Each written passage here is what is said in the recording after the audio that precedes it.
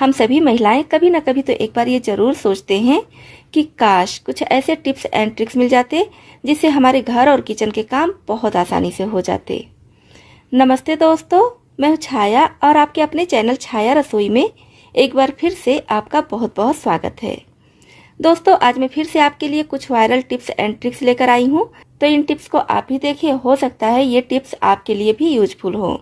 तो दोस्तों, हमेशा की तरह कमेंट बॉक्स में लिखकर ये जरूर बता दीजिएगा कि आप इस चैनल की वीडियोस किस शहर या फिर किस गांव से देख रहे हैं।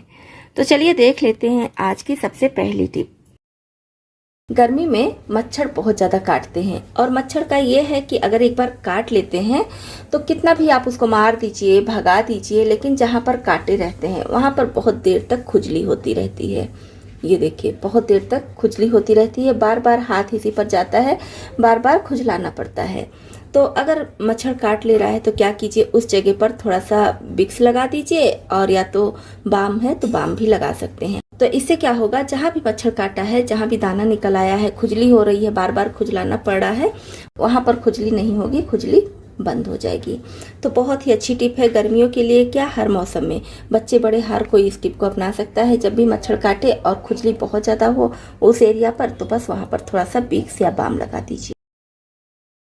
कभी कभी हम कोई अंगूठी पहन लेते हैं और कुछ दिन पहने रह जाते हैं तो काफ़ी ज़्यादा टाइट हो जाती है, चाहे स्वेलिंग की वजह से या ऐसे ही कभी कभी बहुत ज़्यादा टाइट हो जाती है। कितनी भी हम कोशिश करें, अंगूठी निकलती नहीं है। तो बहुत आसान तरीका आपके साथ में शेयर कर रही हूँ, जिससे अंगूठी कितनी भी टाइट हो आसानी से निकल जाएगी। तो इसके लिए हमें चाहिए धागा और एक टूथपिक। इस तरह से तो क्या करेंगे, धागा लेंगे, थोड़ा सा मोटा वाला धागा लीजिएगा, बहुत ज़्यादा पतला वाला नहीं लीजिएगा। पतले वाले से भी निकल जाता है, लेकिन मैं हमेशा इससे निकालती हूँ, थोड़ा सा जो मोटा होता है। इस तरह से धागा लेंगे और धागे का एक साइड इधर अंदर डाल देंगे टूथपिक की मदद से, और बाकी का धागा उंगली में इस तरह से लपेटकर यहाँ पर सेलो टेप लगा देंगे, जिससे कि इधर का धागा निकले नहीं।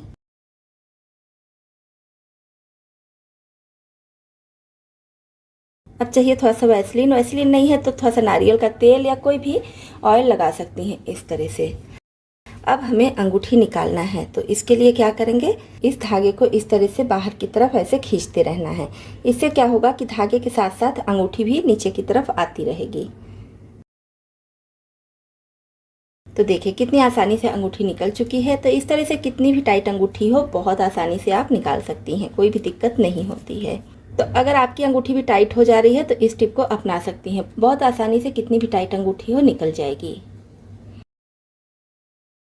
अगर आपका हीमोग्लोबिन कम रहता है, खून की बहुत ज़्यादा कमी रहती है और सब कुछ करके हार चुकी हैं, तो बस इस टिप को ज़रूर अपनाइए। मेरा भी हीमोग्लोबिन बीच बीच में कम हो जाता है, तो मैं इसी टिप को अपनाती हूँ और इसी से मेरा हीमोग्लोबिन लेवल एकदम सही हो जाता है। तो ये टिप 100% वर्क करेगी, आप भी इसको ज़रूर देखिए। हीमोग्लोबिन की कमी है, खून की कमी है, तो आपको बहुत ज़्यादा इससे आराम मिलेगा। व्हीट ग्रास से सिर्फ हीमोग्लोबिन ही नहीं बढ़ता है, इसके और भी बहुत सारे फायदे हैं। जैसे कि आपका कोलेस्ट्रॉल अगर बढ़ा हुआ है तो लाइन पर लाता है, वेट लॉस करने में भी काफ़ी मददगार है। इसी के साथ में और भी बहुत सारे इसके फ़ायदे हैं, आप गूगल पर सर्च करके देख सकते हैं। तो इसके लिए आप देख पा रहे होंगे, मैं एक गमले में लगाई हूँ गेहूँ। गेहूँ बहुत आसानी से 4 से 5 दिन में ही उग जाता है। तो ऐसा नहीं है कि आप इसके लिए कोई ज़मीन, कोई मिट्टी वाली जगह चाहिए, इसको आप गमले में भी लगा सकती हैं। तो यहाँ पर देखिए मैं गमले में लगाई हूँ, और जब ये थोड़ा सा बड़ा हो जाए, ज़्यादा बड़ा नहीं करना है, थोड़ा सा हो जाए कि मतलब हम इसकी पत्तियों को काट सकें, तब इसको हमें इस तरह से कैंची से कट कर लेना है।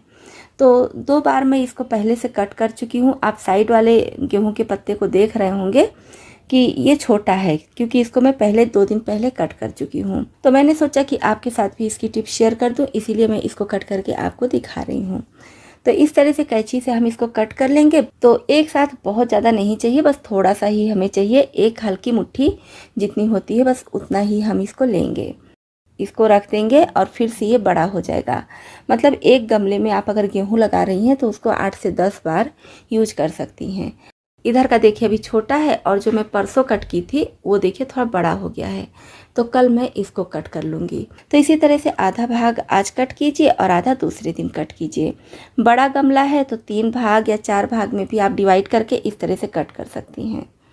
तो बस अब हम गेहूं के पत्तों को लेंगे और इसको पानी से अच्छी तरह से धुल लेंगे और फिर इस तरह से छोटा छोटा कट करके मिक्सी जार में डालेंगे और इसी के साथ में डाल देंगे आधा कप पानी। तो एक साथ ज़्यादा पानी नहीं डालेंगे, थोड़ा सा पानी डालेंगे तो पीसने में आसानी होगी। तो बस इसको हम बंद करके अच्छे से ग्राइंड कर लेंगे। तो इस तरह से देखिए मैं इसको पीस ली हूँ। अब इसको फिर से उसी कप में छान लेंगे और आधा कप पानी में पहले ली थी, आधा कप पानी फिर से मिक्सी जार में डालेंगे और इसको भी इसी के साथ में छान लेंगे। तो इसका जो रेशा होता है वो मिक्सी जार के ब्लेड में फंस जाता है, उसको निकाल लीजिए। साथ में जो छन्नी में रेशा आया है इसको भी ले लीजिए और हाथ से अच्छी तरह से निचोड़ लीजिए, क्योंकि इसमें भी काफ़ी रस होता है।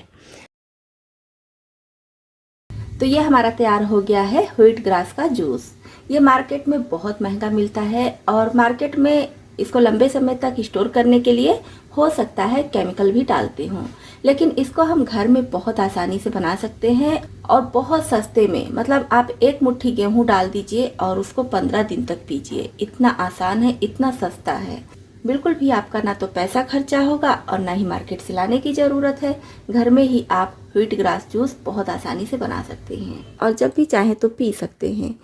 इसमें हमें कुछ भी ऐड नहीं करना है, बस डायरेक्ट ऐसे पी लेना है। 1-2 दिन हो सकता है आपको सही ना लगे, लेकिन धीरे धीरे 2-4 बार पियेंगे तो आपको आदत पड़ जाएगा, फिर ठीक लगने लगेगा। और इसको रखिए भी नहीं, कोशिश कीजिए कि जूस निकालने के तुरंत बाद ही पी लीजिए। तो बस इसको आप 15 से 20 दिनों के लिए पीजिए और आपको रिजल्ट सामने मिलेगा। तो आप इसके साथ में चाहे तो चुकंदर भी खा सकती हैं, ड्राई फ्रूट्स खा सकती हैं, या तो फिर आप अपने डॉक्टर से भी सलाह ले सकती हैं। तो जब भी मुझे हीमोग्लोबिन की कमी होती है तो मैं इस जूस को पीती हूँ, मेरा हीमोग्लोबिन लेवल काफ़ी बढ़ जाता है। तो मैंने सोचा कि आपके साथ भी इस टिप को शेयर कर दूं। उम्मीद करती हूँ आपको ये टिप ज़रूर पसंद आई होगी। पसंद आई हो तो वीडियो को लाइक ज़रूर कीजिएगा, साथ ही साथ ज़्यादा से ज़्यादा शेयर भी कीजिएगा, जिससे और लोगों को भी इसके बारे में पता चले। तो चलिए बढ़ते हैं नेक्स्ट टिप की तरफ। नैपकिन का यूज हम सभी के घरों में होता ही है और वैसे तो नैपकिन डिस्पेंसर आता है, लेकिन आपके पास अगर नहीं है नैपकिन डिस्पेंसर तो मैं कई सारे टिप आपके साथ शेयर की हूँ नैपकिन डिस्पेंसर बनाने के। अगर आप नैपकिन डिस्पेंसर नहीं बनाना चाहते हैं तो भी आसान तरीका आपको बता रही हूँ कि आपको नैपकिन डिस्पेंसर की ज़रूरत ही नहीं पड़ेगी। जैसे नैपकिन इस तरह से पैक रहता है पॉलीथीन में, तो अच्छे से सब तरफ से ये पैक रहता है। तो क्या करेंगे, इसको पैक ही रहने देंगे, इसको फाड़ना नहीं है। अब हमें चाहिए पेपर कटर और पेपर कटर से हमें इसको थोड़ा सा कट करना है। ऊपर का पॉलीथीन कट करना है संभाल कर, जैसे मैं वीडियो में दिखा रही हूँ इस तरह से संभाल कर कट कर लीजिएगा। बहुत ज़्यादा नहीं कट करना है। तो बस चारों साइड से इस तरह से कट कर लेंगे और फिर इसके बीच का भाग निकाल देंगे। ये देखिए इस तरह से बीच का भाग निकाल देंगे। अब इसके लिए हमें नैपकिन डिस्पेंसर की ज़रूरत नहीं पड़ेगी, बस आपको जब ज़रूरत लगे तो एक नैपकिन इसमें से निकाल लीजिए। तो इससे आपका नैपकिन गंदा भी नहीं होगा, बिखरा भी नहीं रहेगा और नैपकिन डिस्पेंसर की ज़रूरत भी नहीं पड़ेगी। तो है ना कमाल की टिप। उम्मीद करती हूँ आपको ये यूजफुल टिप बहुत ज़्यादा पसंद आई होगी। नेक्स्ट टिप के लिए किसी कप या ग्लास में लेंगे हल्का गर्म पानी और इसमें डाल देंगे 1 चम्मच शहद। पानी के हिसाब से आप शहद की मात्रा कम ज़्यादा कर लीजिए। तो अभी मैं आगे बताऊंगी कि इसका यूज क्या करना है। पहले हम इसको अच्छी तरह से मिक्स कर लेंगे। वैसे हल्के गर्म पानी में जब हम शहद को मिक्स करते हैं तो बहुत जल्दी से मिक्स हो जाता है। अब इसका यूज हम करेंगे गरारा करने में। जैसे किसी किसी का टॉन्सिल बढ़ जाता है, काफ़ी दिक्कत होती है, काफ़ी ज़्यादा पेन होता है, तब आप इस पानी से गरारा कीजिए, आपको बहुत ज़्यादा आराम मिलेगा। इसको बच्चे और बड़े कोई भी ले सकता है। कोई भी इसका साइड इफ़ेक्ट नहीं है कि मुंह में चला जाएगा तो नुकसान करेगा, मुंह में चला जाएगा तो भी कोई नुकसान नहीं करेगा। अगर आपको बार बार टॉन्सिल होने की समस्या होती है तो सुबह और शाम 2 बार गरारा कीजिए, रिजल्ट देखकर आप खुद हैरान हो जाएंगे।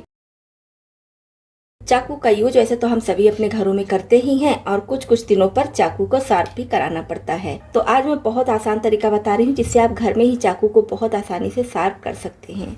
तो इसके लिए मैं ली हूँ मसाला पीसने वाला बट्टा। आपके पास कोई भी पत्थर है, पत्थर का छोटा सा टुकड़ा है तो उसको भी ले सकते हैं और इससे हमें इसको शार्प करना है।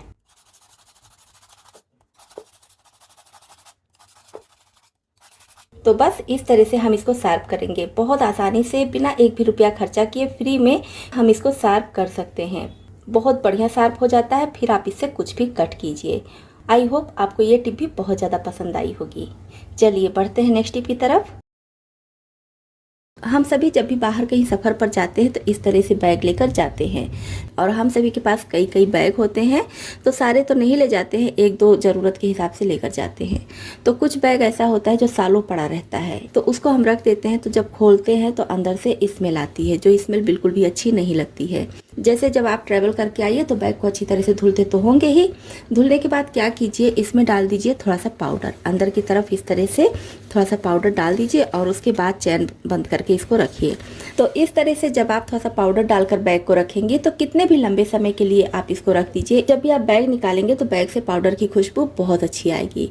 छोटी सी टिप है लेकिन बहुत यूजफुल है, तो इस टिप को आप भी अपना सकती हैं। चलिए बढ़ते हैं नेक्स्ट टिप की तरफ। तो दाल को कीड़े से बचाने के लिए वैसे तो मैं बहुत सारी टिप आपके साथ शेयर की हूँ, आज फिर से एक नई टिप आपके साथ शेयर कर रही हूँ। किसी भी तरह की दाल हो, उस दाल के साथ आप इस टिप को अपना सकते हैं। जैसे यहाँ पर मैं ली हूँ अरहर की दाल, तो इसमें हमें डाल देना है माचिस। कोई ज़रूरी नहीं है कि माचिस भरी हुई हो, तो 4 तीली है तब भी आप इसको दाल में इस तरह से डाल दीजिए और फिर इसको बंद करके रखिए, तो आपकी दाल में कभी भी कीड़े नहीं लगेंगे। जैसे कि ये पैंट का चैन है, किसी भी जगह के चैन पर आप इस टिप को अपना सकती हैं। तो क्या होता है, चैन अगर कभी कभी जब बंद करिए तो ये खुल जाता है, इस तरह से बंद नहीं होता है। बच्चों का बैग वगैरह है या फिर जैकेट वगैरह है तो उसका चेन भी इसी तरह से खुल जाता है, एक बराबर नहीं होता है। देखिए सीधा नहीं है तो काफ़ी दिक्कत होती है, ये लगता नहीं है। तो क्या होता है, फिर हमें चेन को चेंज कराना पड़ता है। तो आज बहुत आसान टिप लाई हूँ जिससे आपको चेन को चेंज नहीं कराना पड़ेगा। तो क्या करेंगे, चाहिए कैंडल हम सभी के घरों में होता ही है, तो इसका जो चेन वाला एरिया है यहाँ पर हम इस तरह से थोड़ा सा कैंडल लगा देंगे। तो ये देखिए इस तरह से हम इसको लगा देंगे। और कैंडल आपके पास नहीं है तो वैसलीन ले लीजिए, आप कोई भी ऑयल ले सकती हैं। लेकिन क्या होता है, जब आप कैंडल यानी कि वैक्स लगाएंगे ना तो ये ज़्यादा अच्छे से काम करता है, ज़्यादा दिनों तक फिर ख़राब नहीं होगा। वैसलीन या तेल वगैरह लगाने से ये जल्दी जल्दी ख़राब होता है, लेकिन वैक्स लगाने से जल्दी नहीं ख़राब होगा। तो देखिए चैन कितना ख़राब था, मैं आपको पहले ही दिखाई हूँ कितनी बुरी तरह से ये फंस रहा था और अच्छे से लॉक भी नहीं हो रहा था। तो इस तरह से वैक्स लगाकर आप इसको एक बराबर करके खींच दीजिए, चेन एकदम सही हो जाएगा। किसी भी तरह का चैन हो, मैं यहाँ पर पैंट के चैन से बता रही हूँ, आप बैग का हो गया, बच्चों के स्कूल बैग का या फिर जैकेट वगैरह का, उस चैन में भी इस टिप को अपना सकती हैं।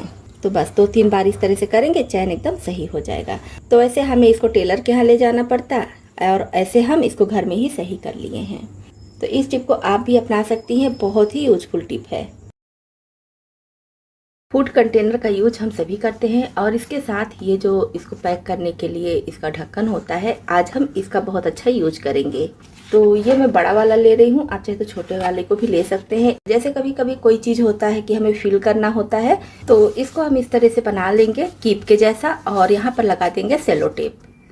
अब हमें कोई चीज़ किसी छोटी बोतल में भरना होता है तो काफ़ी दिक्कत होती है, और अगर आपको कभी कीप नहीं मिल रहा है, कहीं पर रख दिए हैं या फिर नहीं है, तो इस तरह से फूड कंटेनर के इस ढक्कन से कीप बनाकर आप इसमें कोई भी चीज़ फिल कर सकते हैं। और ऐसा नहीं है कि ड्राई चीज़ ही, आप लिक्विड चीज़ जैसे कि तेल वगैरह डालना है तो वो भी डाल सकते हैं, क्योंकि इस साइड से ये प्लास्टिक कोटेड होता है, तो लिक्विड चीज़ भी बहुत आसानी से डाल सकते हैं। तो इस तरह से बिना एक भी रुपया खर्च किए आप घर में ही ये कीप बनाकर तैयार कर सकती हैं। नेक्स्ट टिप है हमारी गुलाब जामुन प्रीमिक्स को लेकर। कभी कभी क्या होता है कि हम गुलाब जामुन प्रीमिक्स से गुलाब जामुन बनाना चाहते हैं, तो क्या होता है कभी कभी जो हम इसे डो तैयार करते हैं वो गीला हो जाता है। अगर और प्रीमिक्स है तब तो आप ऐड कर सकते हैं, उसको सूखा कर सकते हैं, लेकिन और प्रीमिक्स नहीं है तो उस समय हम सोचते हैं कि क्या करें। तो मेरे साथ भी ये प्रॉब्लम आ चुकी है। तो उस समय मैं सोचने लगी कि अब मैं क्या करूं, मार्केट जाती तो समय लग जाता लेकर आने में। तो मैं क्या की, उसमें 2 चम्मच मैदा डाल दी। मैदा डालने से डो एकदम सही हो गया। उसके बाद गुलाब जामुन बनाई तो बहुत बढ़िया गुलाब जामुन बना, बिल्कुल भी हार्ड नहीं हुआ, एकदम जैसे सिर्फ प्रीमिक्स से बनाते हैं उसी तरह से मैदा डालने के बाद भी बना। तो मैं सोची कि ये टिप आप लोगों के साथ शेयर करना चाहिए, तो इसीलिए मैं आज आपको गुलाब जामुन प्रीमिक्स में 2 चम्मच मैदा डालकर दिखा रही हूँ। प्रीमिक्स के हिसाब से आप मैदे की मात्रा कम ज़्यादा भी कर सकते हैं। ये प्रीमिक्स लगभग 100 ग्राम होगा, तो इसमें मैं 2 छोटा चम्मच भर कर मैदा डाल दी हूँ। क्योंकि मैं अभी इसका डो नहीं लगाई हूँ, फिर भी आपको मैदा डालकर दिखा दे रही हूँ। अगर आपका डो गीला हो जा रहा है तब आप मैदा डालेंगे तो सेम ही रहेगा। अब इसमें थोड़ा थोड़ा दूध डालकर इसका सॉफ्ट डो तैयार करना है। आप चाहे तो दूध के बजाय पानी भी ले सकते हैं।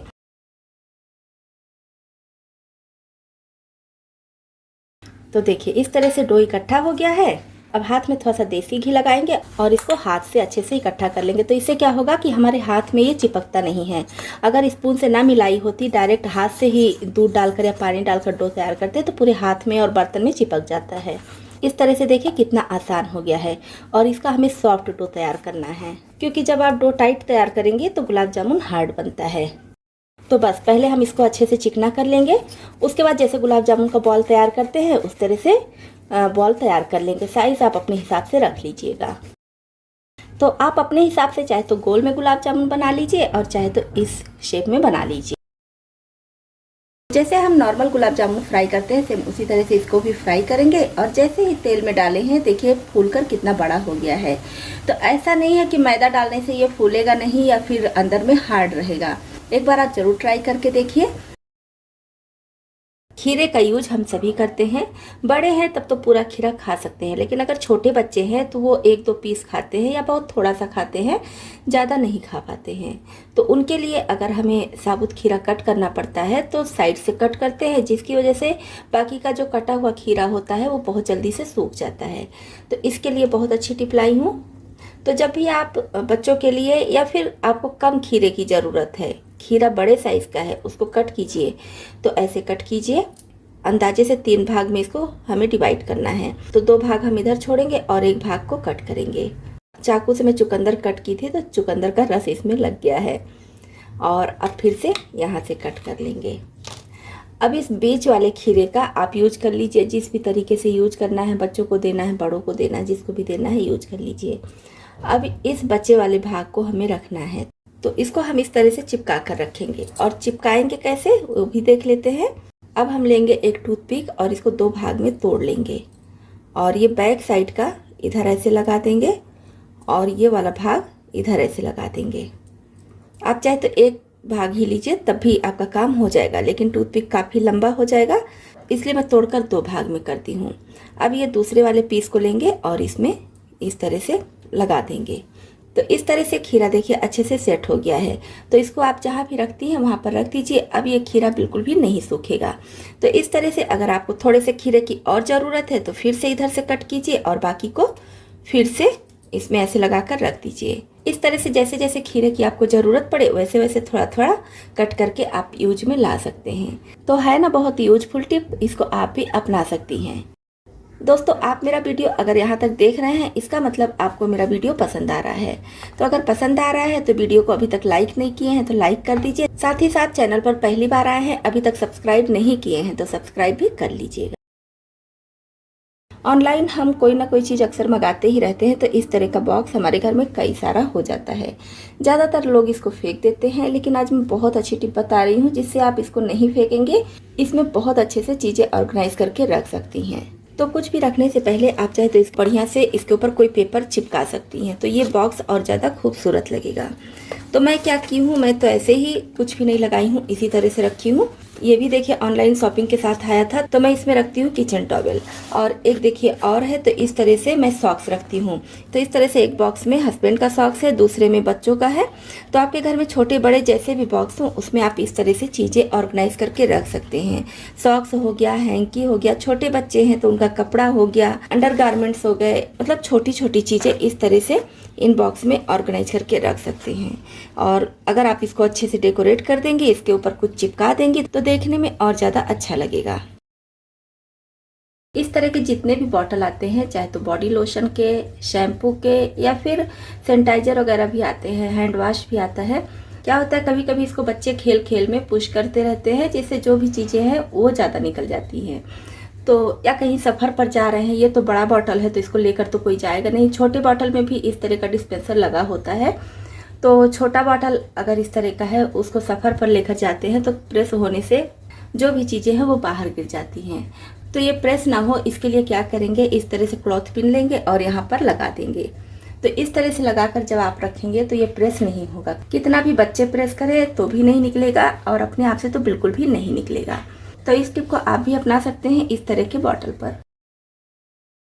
नींबू का यूज वैसे तो हम हर मौसम में करते हैं और नींबू का यूज करने के बाद इसके छिलके को ज़्यादातर फेंक देते हैं, लेकिन इसके छिलके का भी आप बहुत अच्छा यूज कर सकते हैं। इसके छिलके की तो मैं कई सारी टिप आपके साथ शेयर की हूँ, आज फिर से एक टिप शेयर कर रही हूँ। उम्मीद करती हूँ आपको पसंद आएगी। जैसे कि ये नींबू का छिलका है तो इससे आप अपने किचन का टैप धुल सकती हैं। अगर स्टील का टैप है तो इससे किचन का टैप धुल सकती हैं, या फिर चॉपिंग बोर्ड आपका ख़राब हो गया है, चॉपिंग बोर्ड पर रख करके उसको भी साफ़ कर सकती हैं। ये सब नहीं करना है तो अपने हाथ के नेल इससे बहुत अच्छे से आप साफ़ कर सकती हैं। फिर आप देखेंगी नेल एकदम साफ़ हो जाएगा, कोई भी गंदगी नहीं रहेगी।